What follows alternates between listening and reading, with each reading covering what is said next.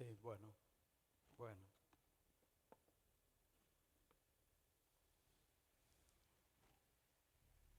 El tema que voy a tratar el día de hoy, espero que pueda quedar claro en el corazón de cada uno de nosotros. Y digo en cada uno de nosotros porque la palabra es tanto para ustedes como para mí. Siempre me he visto como las señoras estas que están en un comal grandote, aventando las gordas. Y con una está aventando la gorda y con la otra se la está comiendo. Así me veo comiendo también de la palabra, disfrutando de la palabra y queriendo que sea también parte de mi vida la palabra que comparto. La palabra es vida y es la fortaleza de nuestro corazón. Y es Dios, porque la palabra es espíritu y es vida. Y esa palabra es la que nos va transformando. La palabra tiene poder para transformar nuestro corazón cuando la creemos, cuando la hacemos nuestra, cuando creemos que Jesús es el que tiene esa, cuidado de nuestro corazón y esa habilidad para poder ir encajando cada parte de su verdad en nuestro corazón y transformar nuestra vida. Hoy he titulado el tema, quizás se oiga un poco fuerte, el problema principal que cada uno de nosotros tenemos, el problema más grande que tenemos es mi ego, tu ego, el egoísmo, el estar centrado en mi persona. Y vamos a ir viendo por qué ese es el problema más grande que puede tener el hombre en esta vida. Nosotros vemos que llegamos a creer que el problema más grande que podemos llegar a tener en nuestra vida es una crisis financiera, cuando perdemos el trabajo o cuando nuestra economía se quiebra. Llegamos a pensar que ese es uno de los principales problemas. O cuando nos enfermamos y estamos pasando por un momento de crisis en cuanto a nuestro cuerpo que no está funcionando, que por más que lo tratamos, por más que nos empeñamos a que salga adelante nuestro cuerpo, pues no puede salir, no se puede recuperar. Hay como que un desequilibrio en nuestro funcionamiento de nuestro cuerpo y pensamos este sí es un gran problema, y sobre todo cuando lo acompaña el dolor. Cuando el dolor acompaña la enfermedad o el desequilibrio que tenemos, no sabemos qué hacer o qué recurso tomar, y pensamos que ese es uno de los principales problemas que podemos llegar a tener. O quizás las responsabilidades que hemos aceptado en la vida que no hemos podido cumplir, y cuando no cumplimos con las responsabilidades que tenemos, nos angustiamos, nos presionamos, nos preocupamos y nos hacemos daño porque está la responsabilidad que sé que debo de cumplir, pero no la hago, y eso va poco a poco minando mi manera de vivir.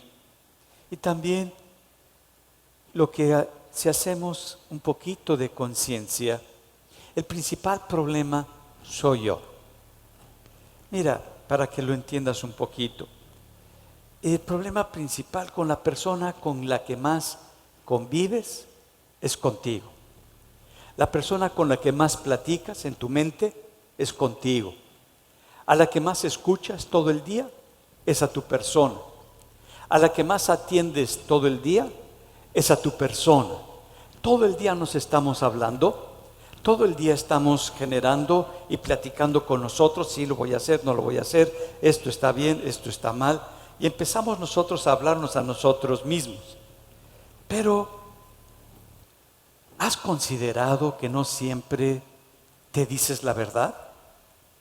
Que de todos los pensamientos que tú generas, no todos tus pensamientos son verdaderos, y por lo tanto los sentimientos que llegas a tener, que se llegan a generar por esos pensamientos, tampoco son verdaderos, pero tú te los estás creyendo, tú estás confiando en eso y sientes que eso es verdadero.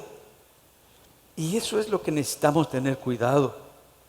De quien más debemos de tener cuidado es de nosotros mismos, de lo que nosotros pensamos, de lo que nosotros sentimos, porque la palabra es muy clara, nos dice engañoso es el corazón más que todas las cosas.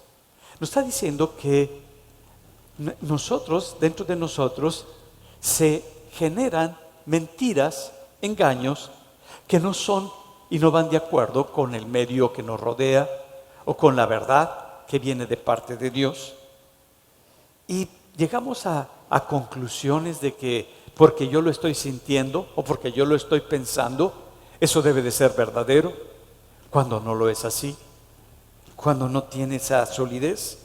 Y esto, cuando nos pasa, genera dentro de nosotros muchos problemas. Y al sentirnos agredidos o al sentirnos ofendidos por lo que nosotros mismos estamos pensando, empezamos a reaccionar con la gente que nos rodea. Y eso en cada momento de la vida.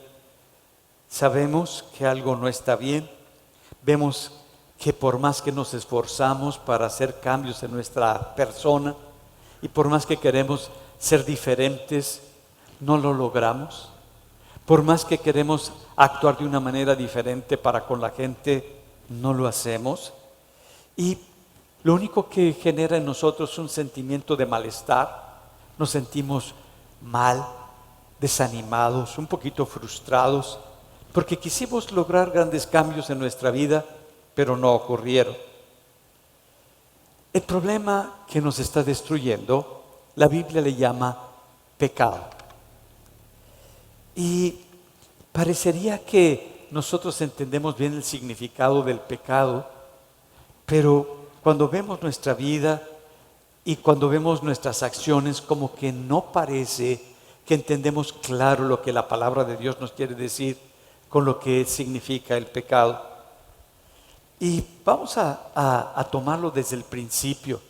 Nosotros muchas veces hablamos de que, pues, es que el que esté robando una persona, eso es pecado, o el que esté adulterando, eso es pecado, o el que una persona esté mintiendo, eso es pecado. No, eso es la acción. Eso no es lo que está detrás. Y nosotros necesitamos ver qué es lo que está detrás de las cosas. ¿Qué es lo que está detrás de esas acciones que nos fueron perfilando para que tuviéramos esas actitudes? Y esas actitudes de cada uno que nosotros generamos son producto de cómo nosotros lo pensamos. Todo se generó con un pensamiento. Nuestro pensamiento fue producto de un sentir, de algo que yo sentí que no hicieron a mi favor o que no estuvo correcto. Y todo esto porque hubo una reacción ante una circunstancia, ante una situación donde mi emoción se manifestó. Y no es que las emociones sean malas, las emociones se nos dieron, todos tenemos las 6 emociones básicas, pero el problema es cuando esas emociones se empiezan a inclinar con pensamientos que no son correctos y las asociamos con ese pensamiento y generan un sentimiento. Y ese sentir, ese sentimiento es lo que hace que nos empecemos a mover de una manera incorrecta y por eso empezamos a tomar lo que no es nuestro, pero decimos que nos los deben, que así debería de ser, o empezamos a manejar la mentira y decimos que es para que no se ofenda, o empezamos a manejar muchísimas justificaciones de problema. ¿Cómo es el pecado? ¿Cómo empieza el pecado? Sabemos que Dios nunca ha pecado. El pecado no es parte de la naturaleza de Dios. Dios por naturaleza es bueno. Y que las cosas que Dios hace son buenas en gran manera. El propósito para el cual Dios creó al hombre, para el cual Dios creó a la humanidad, fuimos creados para adorar a Dios. Y uno se pregunta, ¿qué acaso Dios necesita mi adoración? No, es porque tú y yo la necesitamos. Porque cuando tú adoras algo, a eso vas a servir, en eso te vas a enfocar. Eso va a ser lo más significativo y lo más importante que tú vas a tener en la vida. Y cuando tú empiezas a adorar eso, eso empieza a ser parte tuya. te empieza a dar una identidad, te empieza a dar una manera de pensar, una manera de sentir, una manera de hacer las cosas. Por eso cuando nosotros adoramos a Dios, todo lo que es la esencia de Dios, todo lo que es la naturaleza de Dios, porque Dios es amor, Dios es paz, Dios es gozo, todo eso empieza a ser como parte de nosotros, porque eso adoramos, porque eso lo levantamos, porque eso tiene el principal valor y significado para nuestra vida. Y lo que nosotros tendemos a adorar, en eso nos convertimos. Por eso fuimos creados por Dios en su sabiduría, para que tú y yo tuviéramos esa misma esencia de Dios, que amáramos, que nos moviéramos con paz, que nos moviéramos con gozo, que tuviéramos paciencia en nuestro corazón, que fuéramos benignos unos para con otros, que pudiésemos tener ese control, ese dominio, esa templanza en nuestras decisiones, en nuestras acciones. Todo eso es Dios, y Dios quiere poner eso en nuestro corazón. Por eso Pablo, cuando empieza a escribir a los libros de Romanos, en el primer capítulo empieza a hacer énfasis cuál es el problema por el cual vinieron todos los problemas que tiene la humanidad. Y dice muy claro, el problema es la idolatría. Y la idolatría es cuando nosotros nos desviamos del propósito para el cual fuimos creados, del llamado que tenemos de parte de Dios, porque cuando nosotros tenemos esa esencia de Dios, nosotros nos movemos en esa esencia, y eso se le llama servimos.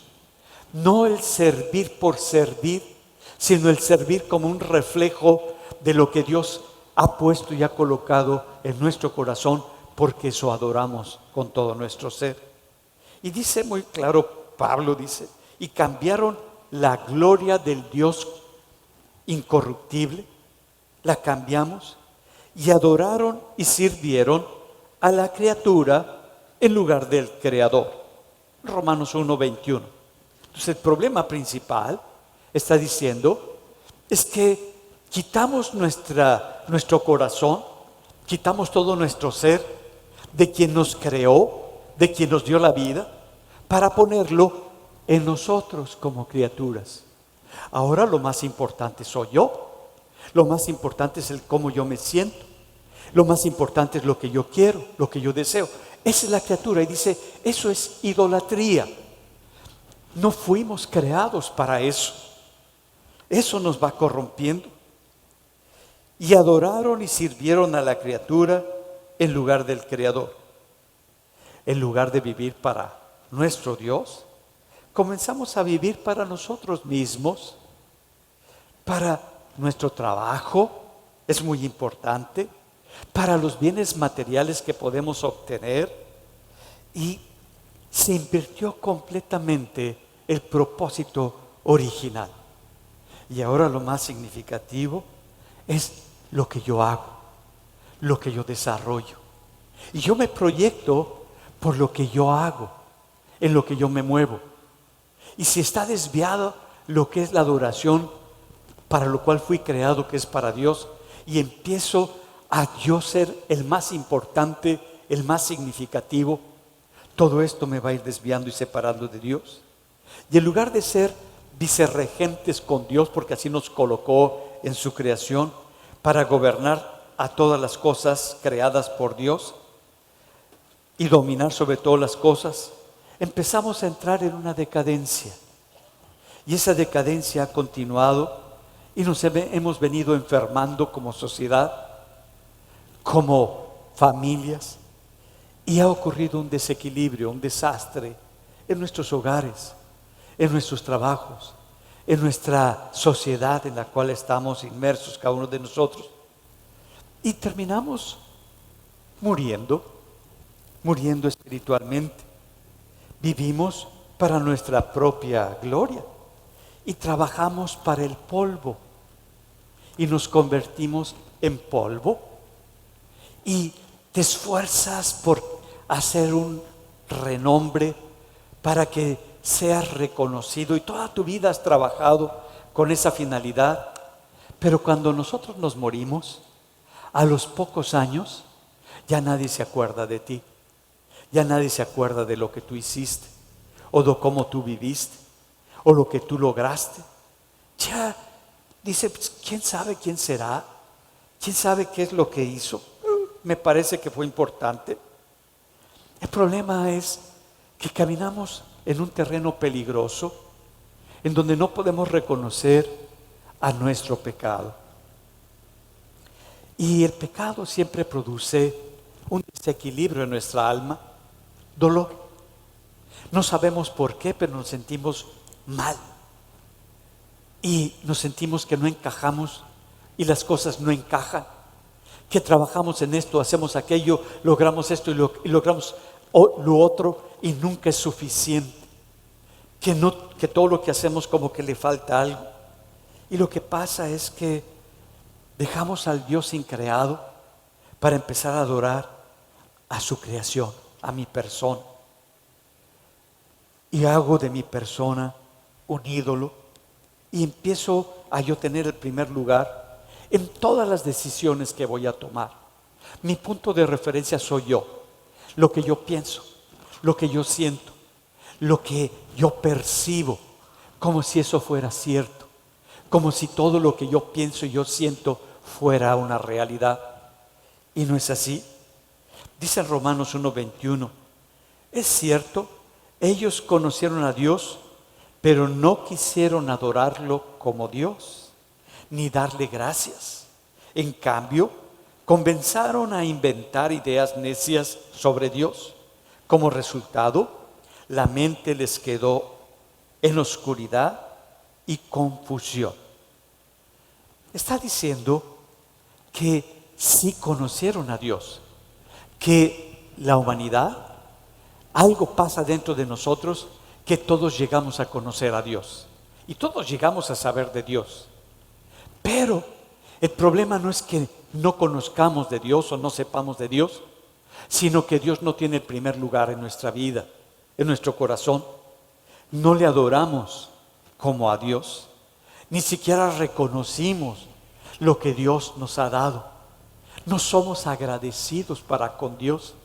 Llegamos a pensar de que lo merecemos, que así deben de ser las cosas. Y dice Santiago 3:16, pues donde hay envidias y ambiciones egoístas, también habrá desorden y toda clase de maldad. Cuando tú estás pensando en ti, porque tú eres el centro, envidias lo que el otro tiene, lo que el otro ha logrado, lo que el otro ha alcanzado, y tú quisieras tener eso y quisieras adquirirlo antes de que la otra persona lo tenga, no porque te guste realmente, sino porque envidias lo que es la otra persona, y esto va a acarrear ese desequilibrio y esa maldad. Entonces me está diciendo, la raíz del problema que tengo, del el pecado que hay en mí, es mi ego, soy yo, que le he dado el primer lugar a mi persona. Yo te hago una pregunta: ¿quién ocupa el trono de tu vida? ¿Quién tiene el primer lugar en la toma de decisiones? ¿Quién es el que ocupa el primer lugar para las cosas más importantes que necesitas hacer en tu vida? ¿Quién es el más significativo para que confíes en Él para hacer las cosas? ¿Tú o Dios?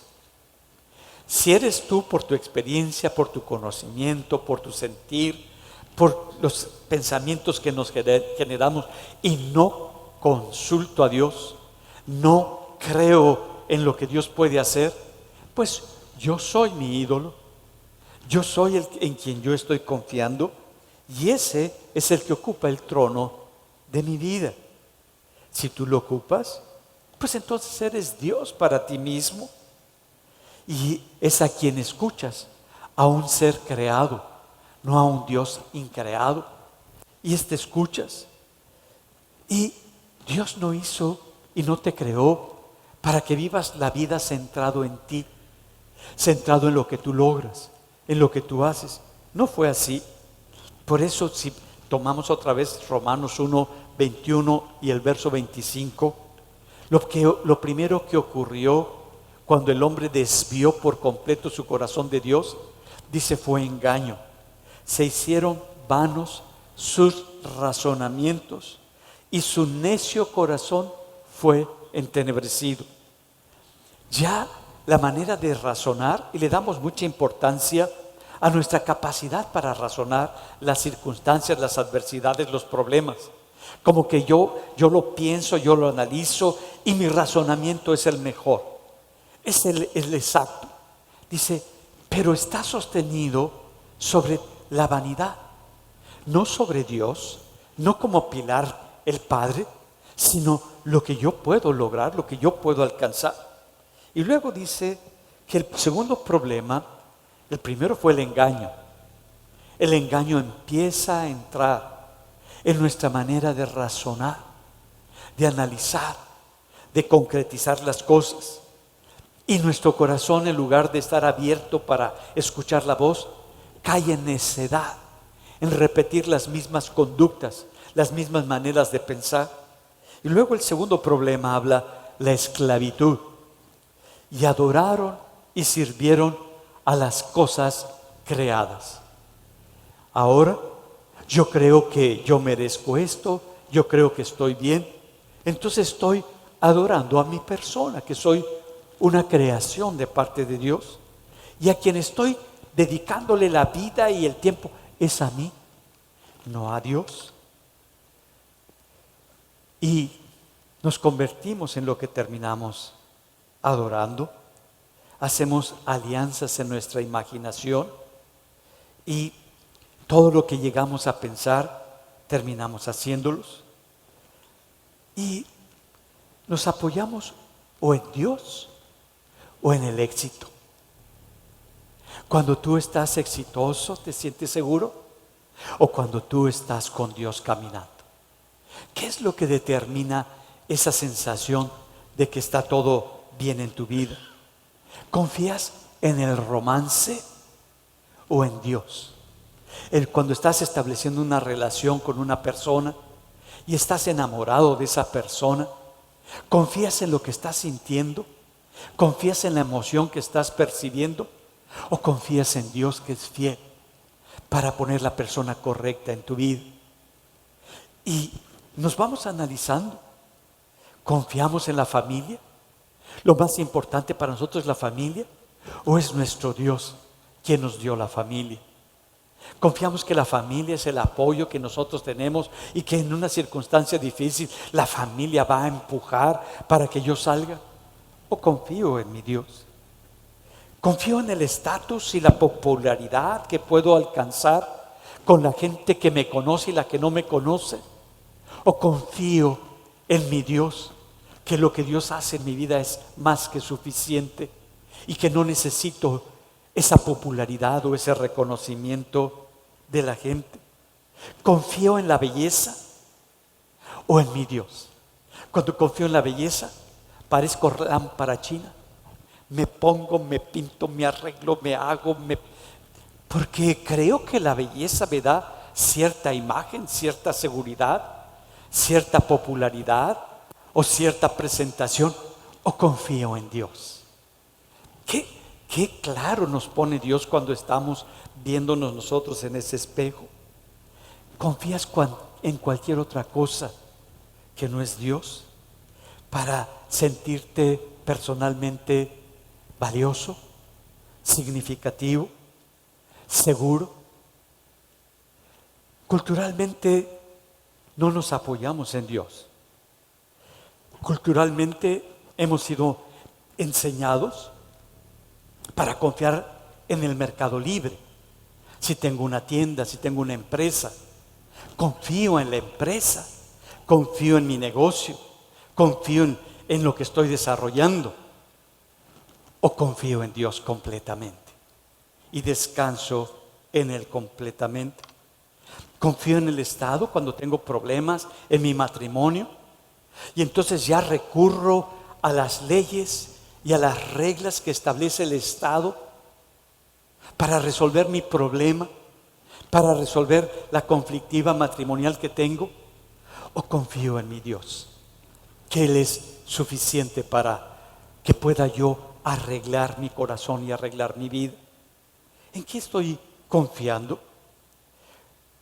Confío en las élites que se han levantado, la gente adinerada que se ha levantado y que puede apoyarme en algún momento.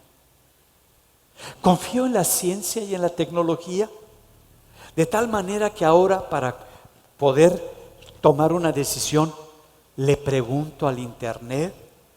Hasta para las enfermedades ya no confío tanto en el médico, veo la medicina y veo en internet que me está mandando. Y estoy confiando en la tecnología, estoy confiando en la ciencia, y creo que la ciencia tiene la mejor solución para mis necesidades, pero no en mi Dios. Y cuando nosotros empezamos a vernos desde los diferentes ángulos, en los 360 grados que rodean nuestra vida, ¿en quién estamos confiando? Si hay un problema y hay un secuestro, ¿confío en los militares, en la fuerza naval, que ellos van a resolver el problema? ¿O confío en mi Dios, que Él tiene el poder para sacar a las personas adelante? Eso siempre va a estar en quien estamos confiando, en quien estamos depositando nuestra seguridad. No, pues como yo ya tengo gente que me rodea y que me cuida, pues no me va a pasar nada. No, no es así. Estás confiando en el sistema, no en un Dios poderoso. ¿En quién está nuestra confianza? ¿Confías en la razón humana? ¿Que nuestros razonamientos son los mejores y están por arriba de la palabra de Dios? ¿Confío yo en que tomo las mejores decisiones sin tomar en cuenta lo que Dios me dice? ¿O necesito un grupo de gente para tener una seguridad colectiva y sentirme seguro porque así creo que lo estoy logrando? ¿En dónde está mi confianza? Te hago una pregunta. ¿Quién es el número uno en tu vida? Viéndote en estos 360 grados, ¿quién es el número uno en tu vida? Dios te colocó en esta tierra tan hermosa para vivir para Él, no para ti. Y ese es el engaño más grande. Si has llegado a creer que Dios te colocó para vivir para ti, estás muy equivocado. Te desviaste del propósito principal para el cual te creó Dios. Dios no nos puso en esta tierra para vivir una vida egoísta, centrada en nosotros, para hacer lo que a nosotros nos plazca o nos guste. No, para eso Dios no nos ha colocado.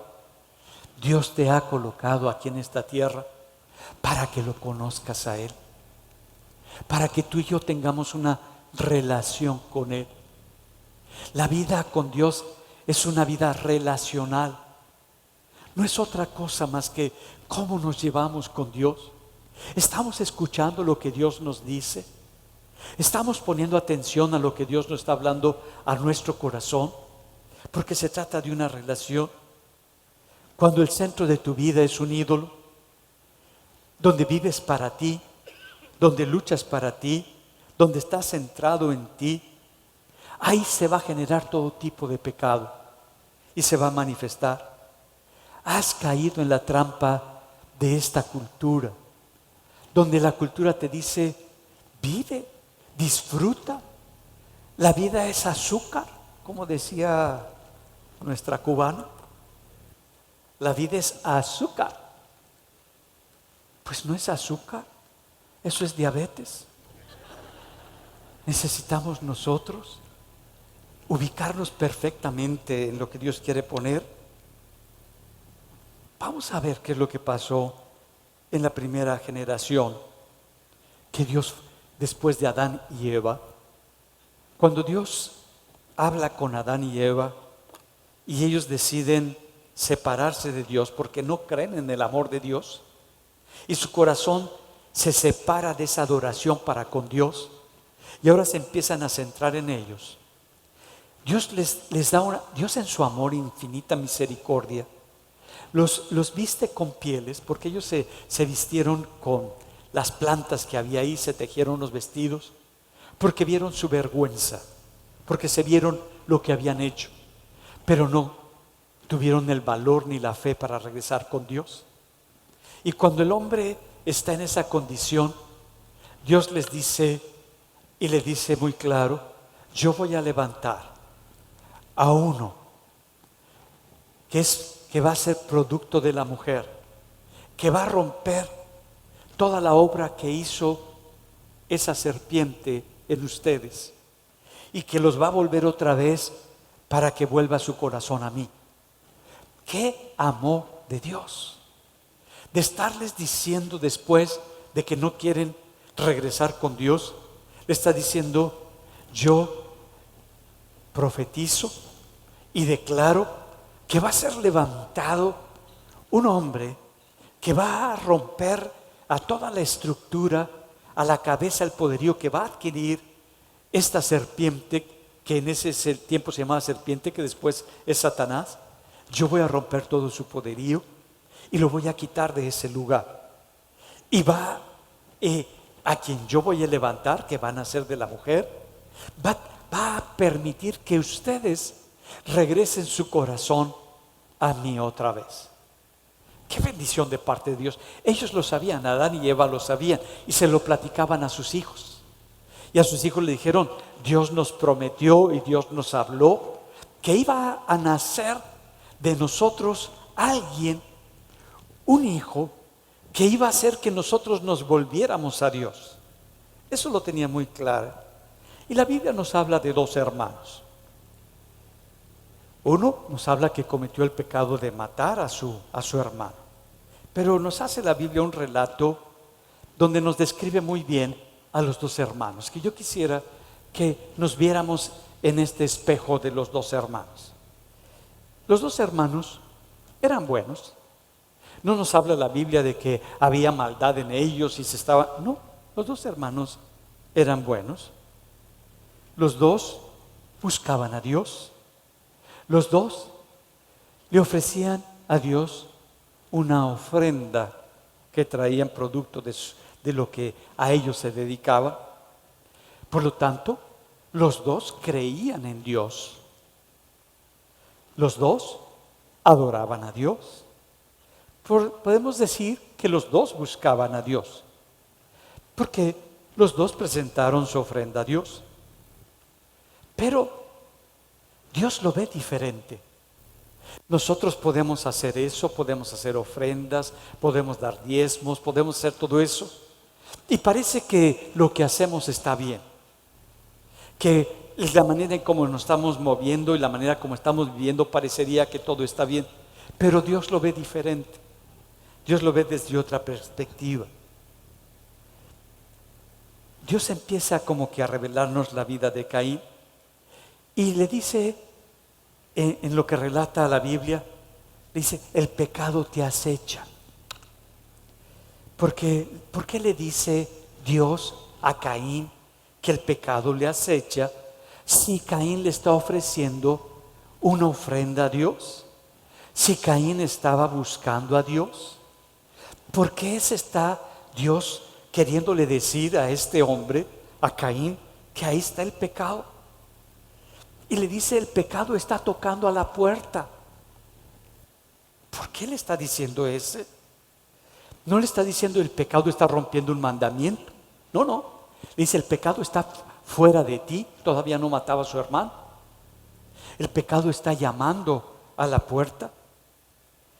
Y ten cuidado, porque quizás el pecado va a terminar dominándote. Le está diciendo: el pecado tiene muchísimo poder y te puede dominar.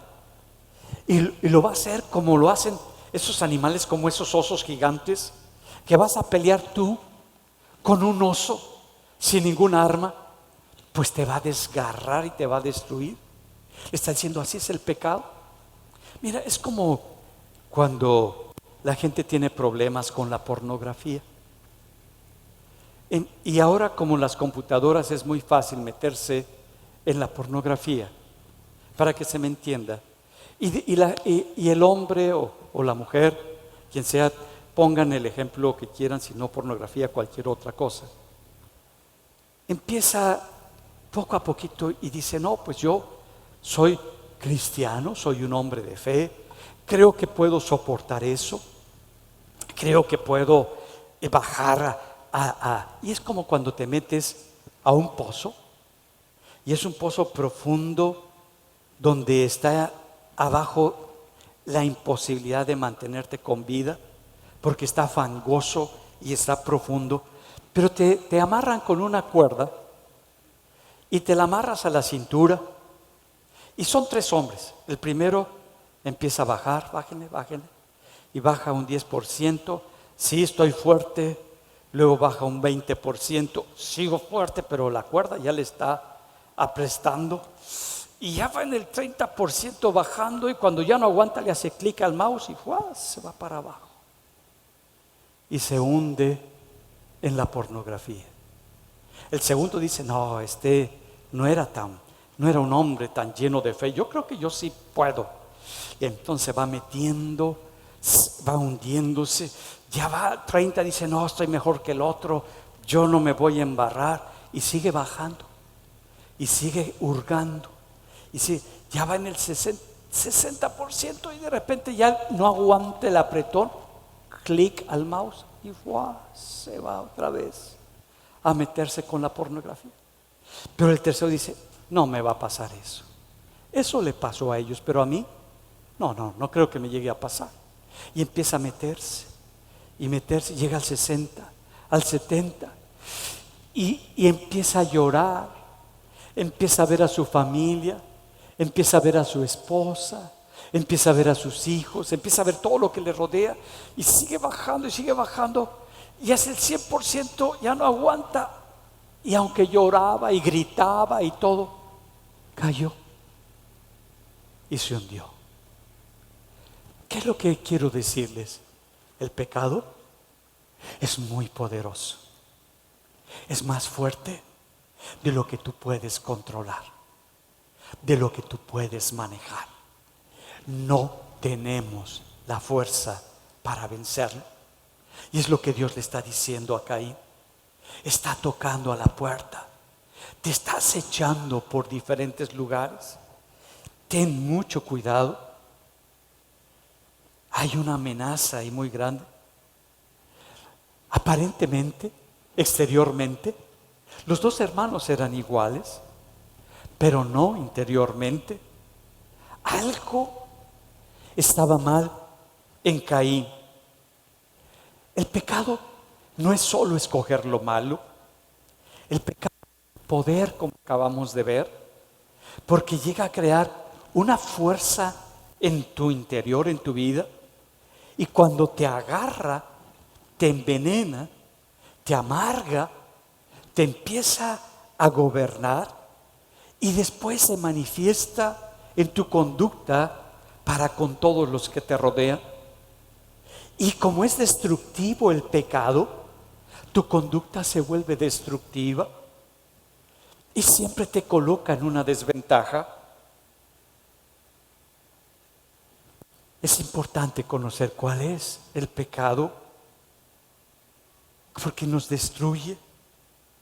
No son tanto las cosas que nosotros pensamos, porque cuando tú llegas a pensar que las cosas que tú estás haciendo no son tan malas, que no son tan graves, y empiezas a tener excusas, es cuando ya el pecado tiene poder sobre ti. No es malo. Mira, tuve una relación sexual, pero no es tan malo porque había cariño de por medio, amor. Bueno, la Biblia le llama pecado. Y que ese pecado te va a terminar destruyendo tus valores, tu identidad, tu relación con Dios. Externamente, todo parece bien. Externamente, así como Abel y Caín, todo se veía que estaba bajo control. Pero ya son más fuertes las excusas que disculpan lo que la Biblia, lo que Dios le llama pecado. Y a veces nos imaginamos a Dios como muchas personas, que Dios es como la policía que anda buscando a ver a quién agarrar. No, Dios no es así. Dios no es como la policía. Dios no es un ser que está enojado contigo. No es así. Dios no es un ser que anda buscando hacer juicio contra tu pecado, sino te está queriendo buscar para ayudarte a salir de la condición en la que te encuentras. Dios siempre muestra su amor. Cuando se acerca con Caín, el semblante de Caín había cambiado y Dios le dice: ¿por qué estás enojado? ¿Por qué estás enojado?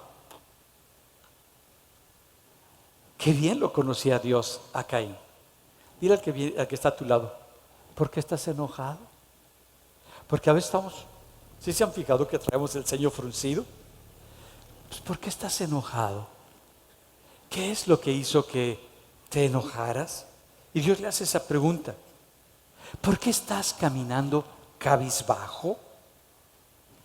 Dios le hace esas preguntas porque está buscando misericordia para con Caín. Dios está buscando cómo levantarlo y darle de los recursos que Dios tiene para que Caín salga de ese estado emocional en el que se encontraba. Y se lo dice Dios. Y estaba así antes de asesinar a su hermano, después de que le da la ofrenda a Dios. ¿Por qué? ¿No se te has preguntado por qué estaba enojado Caín?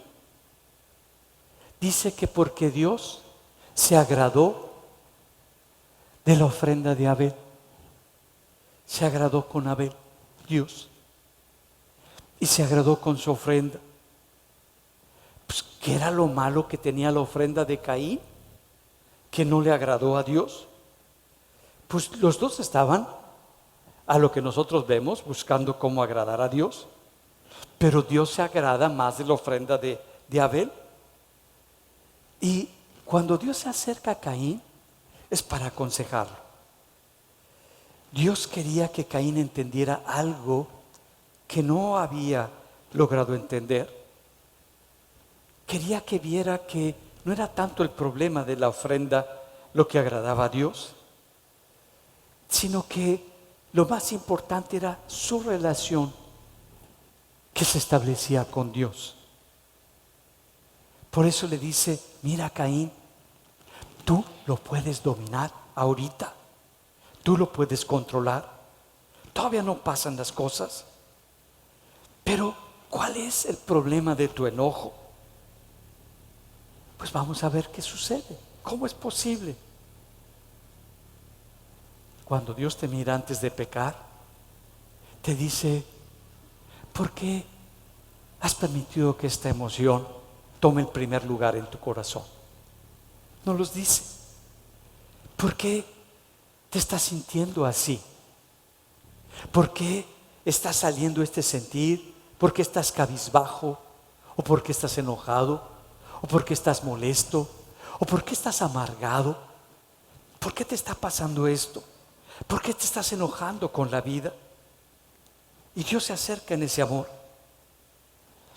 Caín estaba enojado porque esperaba que su ofrenda fuera recompensada, no la de su hermano. Y como siente que no es recompensada su ofrenda por Dios, se enoja contra su hermano.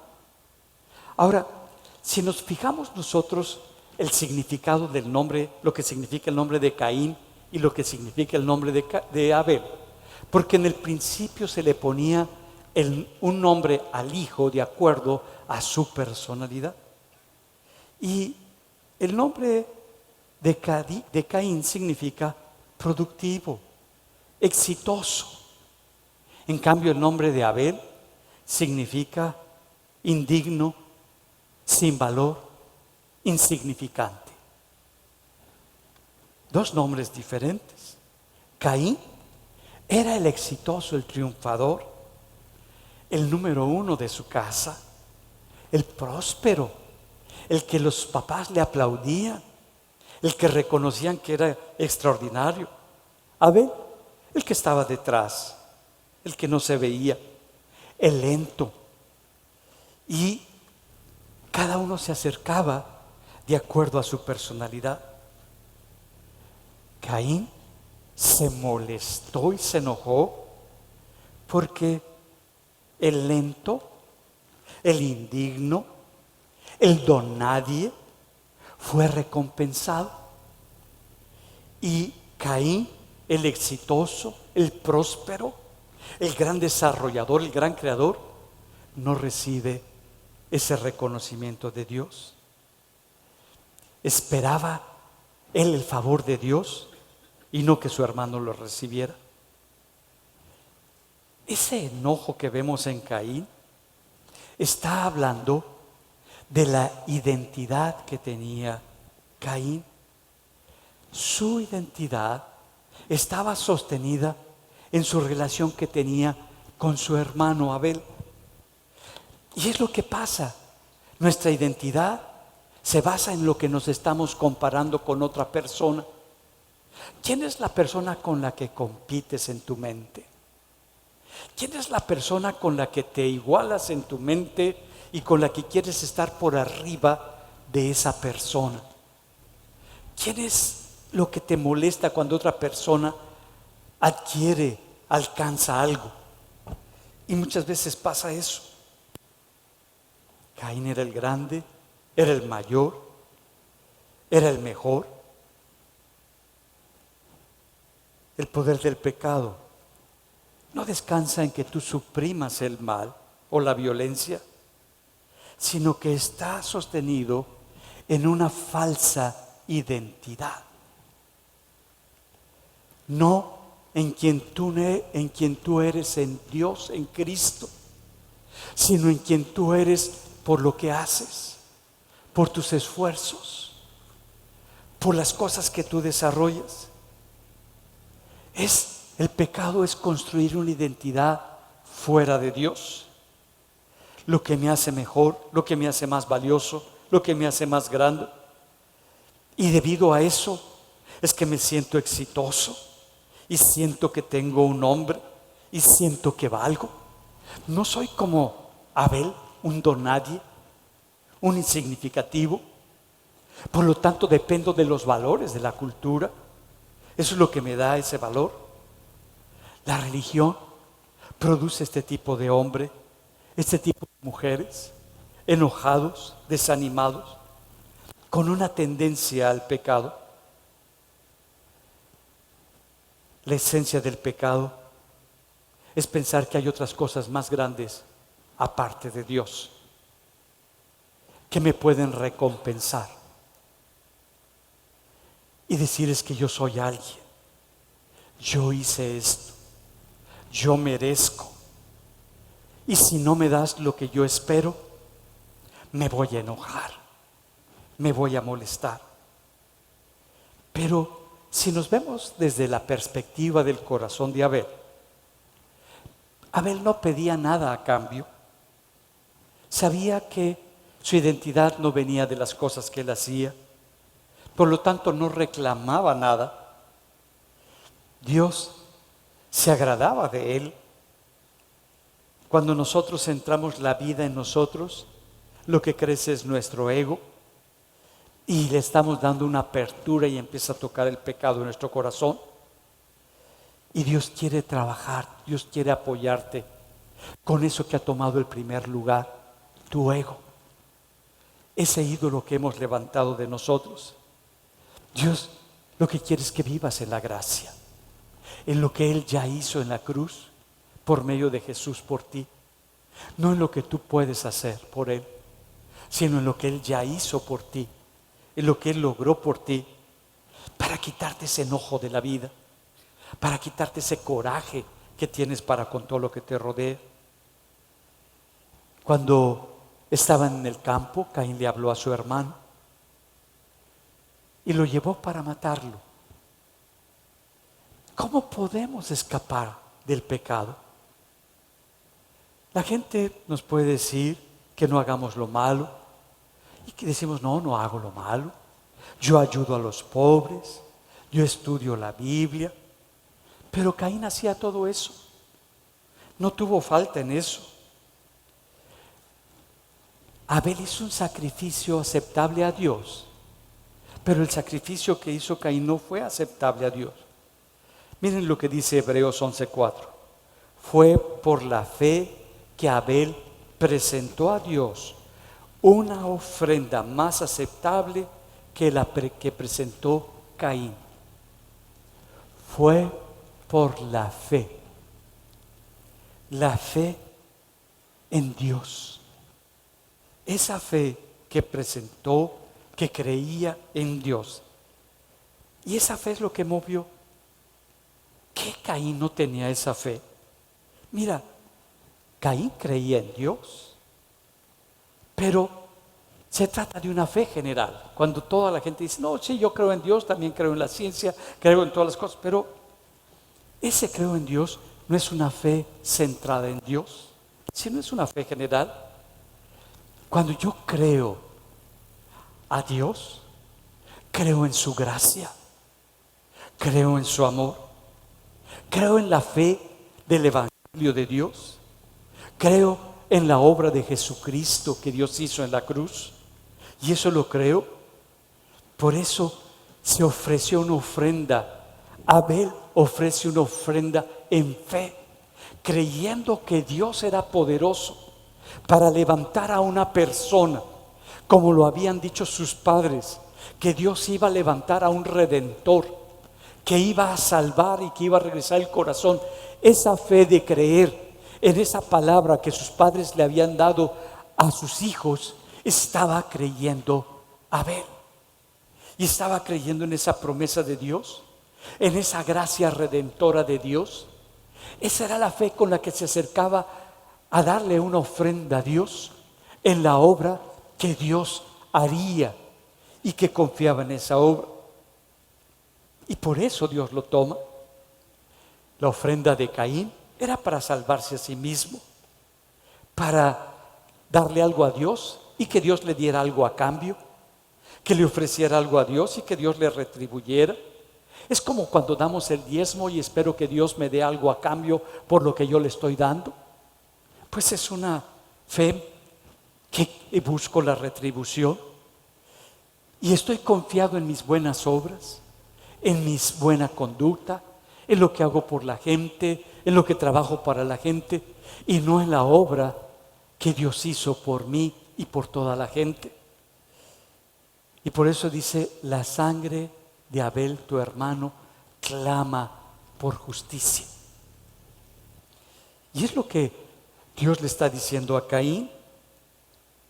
Y está diciendo, así como hubo un Abel, Dios levantó a un segundo Abel, que es Jesucristo, donde la sangre de Jesús establece la justicia para con nosotros.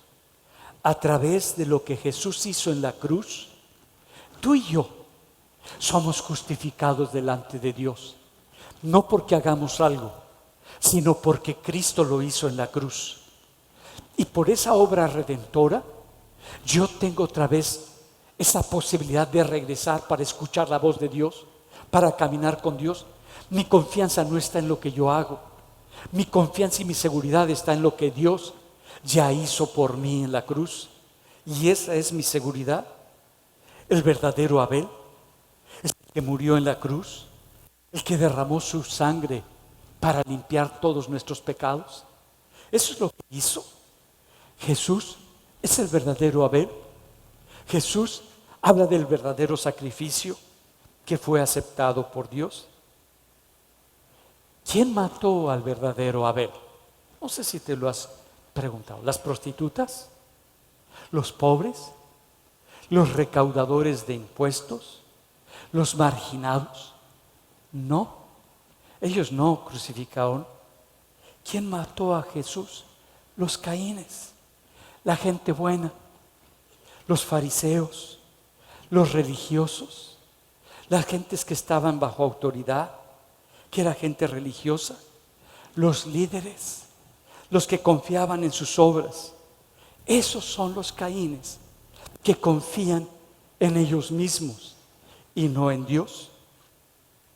Pero Jesús, que es el segundo Abel, es mucho mejor que el primer Abel. Y esa sangre es la que nos limpia. Por eso Dios le dice a Caín: desde la tierra la sangre de tu hermano reclama justicia.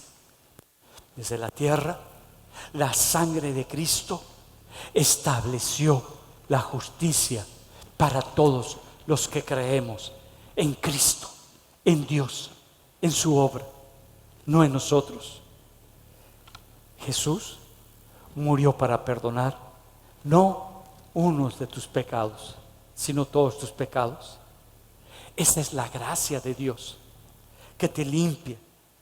Y si tú pones esa fe en lo que Jesús hizo, tú eres libre. Y ya no va a estar tocando el pecado, porque tú sabes que no es para ti eso, que tú tienes otra identidad, que tú estás completo en Cristo, que delante de Dios no es por lo que tú y yo hacemos, no es por lo que tú y yo logramos, no es por lo que tú y yo establecemos, sino es por lo que Dios ya hizo y estableció. Que nuestra confianza está en la obra de Dios. Y lo que hacemos aquí en la tierra es un reflejo de la adoración que tenemos para con Dios. Que lo que nosotros, en lo que nos movemos, en lo que actuamos, es porque Dios está como el centro de nuestra adoración. Y solamente reflejamos por adoración y en gratitud un reflejo de la gracia de lo que Dios ha hecho en nuestro corazón y en nuestra vida. Yo te hago una pregunta: ¿estás enojado con la vida? ¿Hay amargura en tu corazón por algo que no se está presentando como tú esperabas, como tú considerabas? El problema no es en sí la maldad. Si nos damos cuenta, antes de que cayera en pecado y se manifestara la maldad, había un problema en el corazón. ¿Cuál es el problema? ¿Qué es lo que te está llevando para que desarrolles esa actitud de que tú mereces las cosas, de que se te debe de dar un reconocimiento, o que se te debe dar una atención especial, o brindar algo diferente, cuando todos delante de Dios estamos por medio del sacrificio de Cristo igual?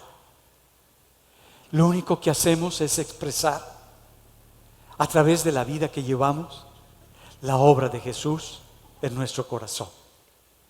Cuando tú sabes que no es importante lo que tú llegas a alcanzar, el renombre, el reconocimiento, que digan don Pedro o don Juan. Ay, es que cuando no te importa, ni siquiera te saludaron en la fiesta. Entraste y como si ni hubieras entrado, igual te saliste. Y ya nada más a unos cuantos que les hiciste así, y los otros te hicieron. No es importante. Lo importante es tu identidad. ¿Quién tú eres en Cristo?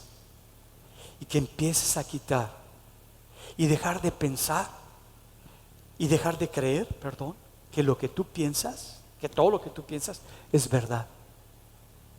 Date esa oportunidad de que no todo lo que tú sientes tampoco es verdadero, porque eso crea un egoísmo. Lo único verdadero y que ha cumplido es la palabra de Dios. Ella es verdad y la palabra se cumple tal cual lo dice. Creo que Dios nos está llevando a un cambio radical en nuestro corazón, donde todos, como una familia de Fuente de Vida, nos vemos con un corazón para servirnos unos a otros, un corazón para alcanzar las almas que no conocen a Cristo, un corazón no para juzgar, no para enjuiciar, no para señalar, sino como es el corazón de Dios. Dios le puso una señal a Caín y a veces pensamos para etiquetarlo. No, para poderlo defender, para poderlo cubrir, porque ese es el amor de Dios. Quiso cubrir en su amor el corazón de Caín y defenderlo y protegerlo. Eso se llama gracia de parte de Dios. Dios no es un Dios vengativo que te va a poner un estigma para señalarte, denigrarte o aplastarte, sino que el ponerle una señal es para que sea cuidado, para que no sea destruido, para que sea guardado, porque era el miedo de Caín. Dios quiere levantarte. No importa cómo hayas vivido, no importa lo que hayas hecho. Dios quiere volverte a tomar para volverte a decir: ¿por qué estás enojado? ¿Por qué estás en ese momento de lucha en tu emoción? ¿Qué es lo que te has permitido pensar? ¿Podrían acaso esos pensamientos que han surgido no estar correctos? ¿Le estás confiando mucho a la generación de esos pensamientos? No, confía en Dios, confía en su palabra, porque Él te quiere levantar y te quiere transformar. Vamos a ponernos en pie. El problema está en mí, no soy yo, sino que estoy adorando más a la criatura que al Creador. Y eso se llama egoísmo. Y estoy más centrado en mí que en mi Dios. Y Dios como que está haciendo una revolución, mis amados. Está queriéndote jalar para que en tu trabajo Dios tenga el primer lugar, en tu familia Dios tenga el primer lugar, en tu relación amorosa Dios tenga el primer lugar. No que va a acabar Dios esa relación, sino que la va a perfeccionar, porque ese es el corazón de Dios. No te muevas fuera de los principios de Dios. Muévete conforme a lo que Dios ya estableció y vas a ser muy bendecido. Entonces hay como que una lucha dentro de nosotros. Lo que me digo y lo que me dice la palabra. Donde yo me creo muy fuerte, muy poderoso, cuando no lo soy. El pecado es más fuerte que cualquiera de nosotros. Tiene un poder impresionante. Por eso nos dice, antes de que ocurra el pecado, Dios te llama, Dios te habla y le dice: mira, está tocando la puerta de tu corazón el pecado, detente, ten cuidado. Nos advierte Dios, nos está protegiendo. ¿Hay algún pecado que ha estado tocando la puerta de tu corazón? ¿Hay algo que ya has querido bajar y bajar y bajar cuando no tienes la fortaleza? Es mejor no meterte, no abrir puertas, no abrir ni la rejilla, porque eso es poderoso y te puede destruir. Y vamos a orar. Hoy te vas a desprender de quién crees. No lo soy. Yo también me voy a desprender de mí. Yo no soy el más importante. El más importante es Jesús. Yo no soy el más significativo en este lugar. Es Jesucristo el más significativo en este lugar. Y lo que nos hace que nos reunamos es Él, es su Espíritu, es el Padre, es su palabra. Ninguno de nosotros. Y lo que hace que tengamos ese amor es el amor de Él, porque le adoramos, porque Él es el centro de nuestra adoración, de nuestro corazón. Y solamente necesitamos desviar la atención de nosotros hacia Dios. Y ahora, en cada mover que tengas, hazlo para la gloria de Dios. Toma en cuenta su palabra y muévete en esa libertad, porque esa libertad nos ha llamado. Padre, te doy gracias porque has venido para que mi vida sea cambiada. El problema no es el pecado en sí mismo. El problema es cuando antes de que el pecado tome lugar en mi corazón, ya hay una actitud incorrecta en mí, ya hay un sentir que me está moviendo diferente, ya hay un pensar y una emoción que me están oprimiendo. Y tú has venido para llamar la puerta de mi corazón, y tú has venido para advertirme y respeta la decisión que yo estoy tomando. Y me hablas al corazón y me dices: ten cuidado, hijo mío, ten cuidado. ¿Por qué te enojas? ¿Por qué te amargas? ¿Por qué te estás frustrando? ¿Por qué te estás sintiendo tan mal? Estás queriendo que reflexione de acuerdo a la emoción que está saliendo y está brotando. Y me invitas a que mi corazón lo ponga hacia ti, que lo quite de estar tan fuerte en lo que yo quiero, en lo que yo deseo, en lo que yo siento, en lo que yo pienso, y que haga a un lado todo eso, para que ya no sea mi yo, mi ego, el que controle mi vida, sino que seas tú, Padre mío, tu palabra, para que mi adoración y mi ofrenda sea agradable delante de ti. Porque vengo delante de ti con mi ofrenda, que es Cristo. Es la obra que tú hiciste por mí, y no te puedo ofrecer nada más grande que a Cristo mi Señor, quien murió por mis pecados. Y te doy gracias, Padre mío, y ahora viviré para ti, porque me creaste para ti. Te adoraré a ti con todo mi corazón, porque fui creado con un propósito, con un llamado, para adorarte y para servir. Te doy gracias y te bendigo, Padre, por esta obra que está ocurriendo en mi corazón, de transformación y de cambio, para tu gloria y para tu honra. En el nombre de Jesús. Amén.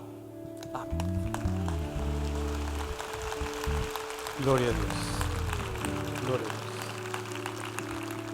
Si necesitas que oren por ti, que intercedan por ti, el grupo del abrazo del Padre va a estar al frente para hacer una oración por tu necesidad o por tu problema.